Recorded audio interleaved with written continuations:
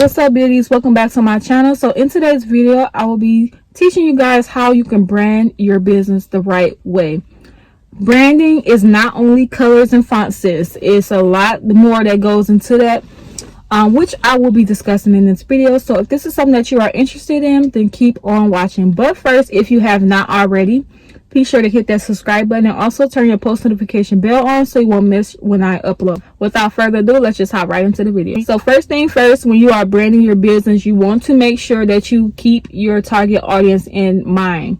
When you are branding your business, especially when you keep your target audience in mind, basically what that means is you are identifying the problems that they have, how your business can solve them. So in the wig business, say your target audience is pretty much someone who is in college. They really don't have too much money, but they love to still look good and they want to look cute and they want to do it on a budget.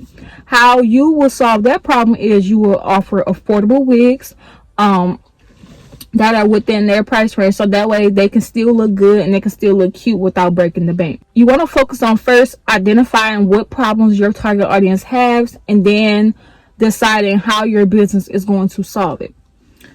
The next thing that you want to focus on is deciding on what is your USP, or your unique selling proposition. This unique selling proposition should only be one sentence. It doesn't have to be a whole long report card on A to Z on how all it, you don't need all that. You don't need to do all that. Decide on a one sentence USP that you are going to, your mission statement on how you are going to help your customers. USP could literally be as simple as, I help the girls stay beauty even on a budget. Like something simple, straight to the point. They know exactly who you're talking to, and they will, whoever your target audience is, if they hear that unique selling proposition, I help the girls stay cute even on a budget. The girls who want to look cute even on a budget, they're going to feel attracted to that. They're going to be like, okay, maybe this brand is for me. Which brings you into the next step. Once you have identified your unique selling proposition, you want to identify your core values. Core values are literally just the morals, your morals of your business. What are you standing on? Are you standing on providing great quality, speed delivery? What are you standing on your business? What is something that no matter what somebody comes to your business, you're going to be able to deliver on that no matter what? I will link down below an article basically stating the values, and it's literally like a ton of them that you can pick from, of core values, and just pick 3 of them that you want to stand on with your business no matter what.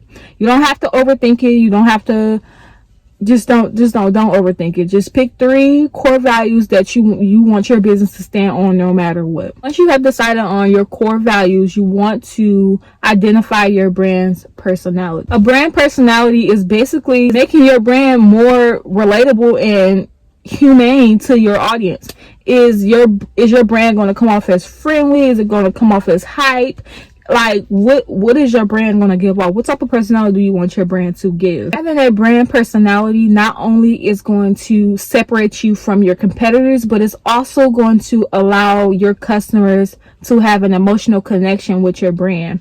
If it's somebody who is like, hyper, outgoing, but your brand is like mellow, quiet, not really too, the people who are outgoing, they're not going to relate to your business. So you want to make sure that, like I said, you want to make sure that your brand personality, anything that you do in your business, you want to automatically relate back to your target audience. Identified your target audience correctly, and literally every business decision that you make is going to be seamless. Also, with the brand personality too, you want to give your brand a voice. Like I say, is they hype, or are they calm and mellow and they classy? What are they? What type of person is your target audience? You have identified your brand personality. You want to go ahead and identify your brand assets. This is the last step that you're going to get into when it comes to your color schemes, your logo, your fonts. You want to identify what are your brand assets. Is it sophisticated like Rolex and Tiffany, or is it excited and ready for the next best thing like Tesla and Nike? Is it more active? Once you have identified all of these steps, you want to stay consistent with your branding. Yes, you want to stay consistent with your colors, you want to stay consistent with your logo. Eventually when you evolve, these things are going to evolve as well, but for the most part you want to stay consistent with how your messaging is, how your brand personality is. It's like if you're talking to a person and their personality and the way that they act and do things is a certain way, and then they automatically switch up and they're like, hold on, who are you? You're a whole totally different person. It's the same way with your business. People perceive your business. You want them to have an emotional connection with your business and feel like they can relate to it and feel like this is the business that I've been longing for, no matter what type of business it is. Even with a wig business, there are many wig companies, but your company can literally have that emotional connection with that customer and they feel like this is the brand for me. This is a brand that I've been looking for the longest. You want to have that affection and that touch on your customers. So being consistent is literally the only way that it is going to stick with your customers and they are going to feel connected. That's how you build trust with your customers. That's how you build loyalty with them, and they recommend their friends and family if they could trust you, and then they have to feel some type of connection with you, and you do that through branding. It's not so much more marketing. I know a lot of people get mixed up with branding and marketing, but they are two totally different things. If you guys want me to make a video on marketing and how to market your businesses, let me know down in the comment section down below, and I will definitely make a video on that. This is the end of this video. If you found it helpful, be sure to give it a huge thumbs up. And if you have not already, be sure to hit that subscribe button and also turn your post notification bell on so you won't miss when I upload. But until next time, you guys,